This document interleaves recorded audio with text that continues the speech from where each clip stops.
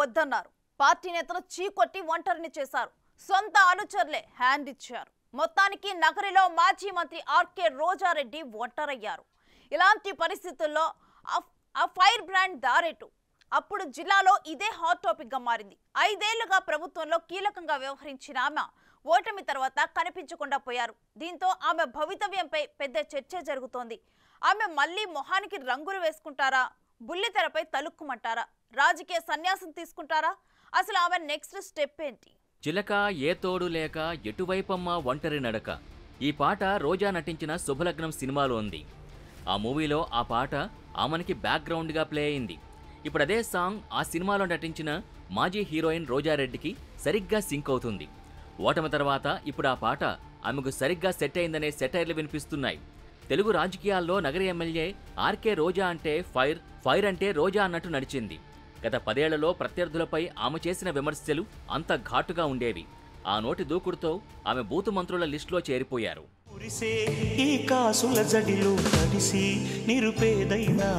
ఏ అంశం మీదైనా ప్రత్యర్థుల్ని ఏకిపారేయడం రోజా స్టైల్. రెండోసారి ఎమ్మెల్యే అయిన తర్వాత మంత్రివర్గంలో చోటు దక్కకపోవడంతో తీవ్ర స్థాయిలో అలకబోనడంతో జగన్ ఆమెకు కీలకమైన ఏపీ ఐఐసీ చైర్మన్, ఆ తర్వాత పర్యాటక శాఖ మంత్రి పదవిచ్చారు. చంద్రబాబు నుంచి పవన్ కళ్యాణ్ వరకు ఆఖరికి వారి కుటుంబ సభ్యులను కూడా వదలకుండా నోరు పారేసుకున్నారు రోజా. చివరకు తమిళ సూపర్ స్టార్ తలైవా రజనీకాంత్ను సైతం రోజా వదల్లేదు. ఈరోజు నేను సూటిగా అడుగుతున్నాను రజనీకాంత్ గారిని, నిజంగా చంద్రబాబు నాయుడు ఎన్టీఆర్ గారిని వెన్నుపోటు పొడిచిన విషయం మీకు తెలీదా? ఆయన గెలుచుకున్న ఎమ్మెల్యేలే ఆయనకి రివర్స్ అయ్యి అసెంబ్లీలో ఆయనకి కనీసం మైక్ కూడా ఇవ్వకుండా ఆయన ఏడుస్తూ అసెంబ్లీ నుంచి బయటకు వచ్చింది నీకు తెలీదా? లేదంటే ఎన్టీఆర్ గారు ఆ తర్వాత మీటింగ్ పెట్టి నా అల్లుడు చంద్రబాబు నాయుడు పెద్ద దొంగ, తడిగుడ్డలతో గొంతులు కోస్తాడు, జామాత గ్రహం అని చెప్పింది మీరు వినలేదా? వినలేదంటే నేను సీడీలు పంపిస్తాను, ఒకసారి చూడండి. ఎందుకంటే ఎన్టీఆర్ లాంటి గొప్ప వ్యక్తి అందరికీ తెలుసు, మీరు చెప్పాల్సిన అవసరం. ఇప్పుడు ఆ మాజీ హీరోయిన్ బొమ్మ రివర్స్ అయింది. ప్రత్యర్థిగా పోటీ చేసిన టీడీపీ అభ్యర్థి గాలి భానుప్రకాష్ చేతిలో 45,000 ఓట్ల తేడాతో దారుణ పరాజయం పాలయ్యారు. 10 ఏళ్ల ఎమ్మెల్యేగా ఉన్న రోజాకు నగరి వైసీపీ నేతలతో సఖ్యత లేదు. ఎంతసేపు జగన్ మెప్పు పొందడానికి అన్నట్టు ప్రత్యర్థులపై నోరు పారేసుకోవడానికే టైం కేటాయించారు. ఆ క్రమంలో సొంత నియోజకవర్గంలో సొంత పార్టీ నేతలతో కూడా గిల్లికజ్జాలు పెట్టుకున్నారు. నియోజకవర్గ అభివృద్ధి, సమస్యల పరిష్కారంపై దృష్టి పెట్టిన పాపాన పోలేదు. అధికారాన్ని అడ్డం పెట్టుకుని సొంత ఆదాయం జబర్దస్తుగా పెంచుకున్నారు. నువ్వెవ్వడివి అని అడుగుతున్నా. ప్రతిపక్ష నాయకులు ప్రజల్లోకి వెళ్ళకూడదా, మీరు సహించలేరా అంటాడు. నువ్వు ప్రతిపక్ష నాయకుడా? నువ్వు చంద్రబాబు నాయుడు పనికి మాలిన పార్టీలుగా ఉన్న అధ్యక్షులు. జగన్మోహన్ రెడ్డి గారు ఒక్కసారి కళ్ళు గట్టిగా తెరిచి చూస్తే ప్రతిపక్ష హోదా చంద్రబాబు నాయుడుకు ఉండదు.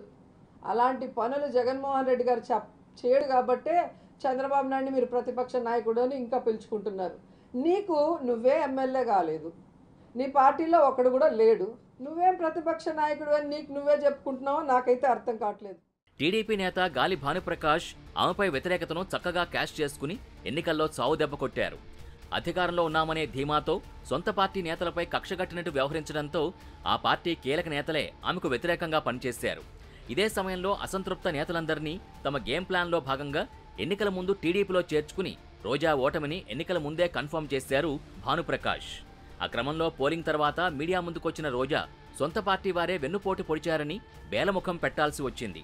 2014-19లో స్వల్ప ఓట్లతో గెలిచిన రోజాకు ఈసారి మాస్టర్ స్ట్రోక్ ఇస్తూ నగర చరిత్రలో లేని విధంగా భారీ మెజార్టీతో గెలుపొందారు భానుప్రకాష్. ఇటు ప్రజలు నో చెప్పడం, పార్టీ నేతలు చీకొట్టి వెళ్లిపోవడంతో ఇప్పుడు పార్టీలో ఉన్న కేజీ శాంతి లాంటి నేతలు నగరికి పట్టిన శని వదిలిపోయిందని, ఇక సినిమాలకు కూడా ఐరన్ లెగ్ పనికిరారని ధ్వజమెత్తుతున్నారు. మాజీ మంత్రి పెద్దిరెడ్డి రామచంద్రారెడ్డితో రోజాకు విభేదాలున్నాయి. ఆయన వర్గం కూడా నగరిలో రోజాకు సహకరించలేదు.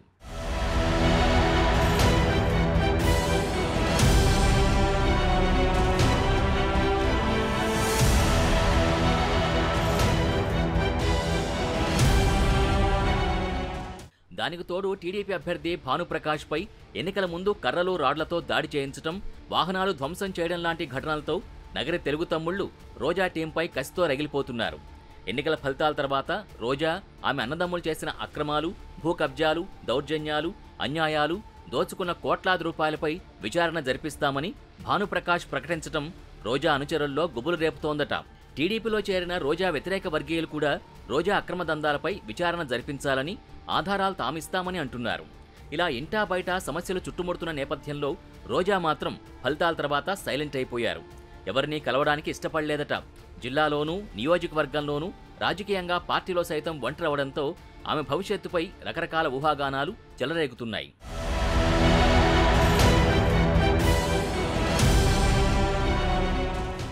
ఆమె రాజకీయాల్లో కొనసాగుతారని కొందరు అనుచరులు అంటుంటే, మరికొందరు మాత్రం సినిమాల్లోకి తిరిగి వెడతారని చెబుతున్నారు. సినిమాల్లో కంటే టీవీ షోలతో ఎక్కువ పాపులర్ అయిన రోజా తిరిగి బుల్లితెరనే నమ్ముకుని కాలం గడిపేస్తారన్న ప్రచారం కూడా జరుగుతోంది. మంత్రిగా తెగ వెనకేసుకున్న ఆమె చెన్నై, హైదరాబాద్ లేదా బెంగళూరులో సెటిల్ అవుతారన్న టాక్ మరోవైపు నడుస్తోంది. భర్త సెల్వమణి తమిళ మాజీ డైరెక్టర్ అవడంతో సంపాదించుకున్న సొమ్ముతో చెన్నై వెళ్లి సినిమాలు తీసుకుంటారన్న ఊహాగానాలు సైతం వినిపిస్తున్నాయి. మొత్తానికి 5 ఏళ్లుగా ప్రత్యర్థి నేతల్ని వాటాడుకున్న రోజా సీన్ ఒక్క ఓటమితో పూర్తిగా రివర్స్ అయింది. నగరిలో ఆమె తిరిగే పరిస్థితి కనిపించడం లేదు. అక్కడున్న ఆమె పేడి గ్యాంగ్ కూడా అదే భయంతో తమ దారి తాము చూసుకుంటున్నారట. పాలిటిక్స్లో బ్యాడ్ టైం స్టార్ట్ అయితే అలాగే ఉంటుంది మరి.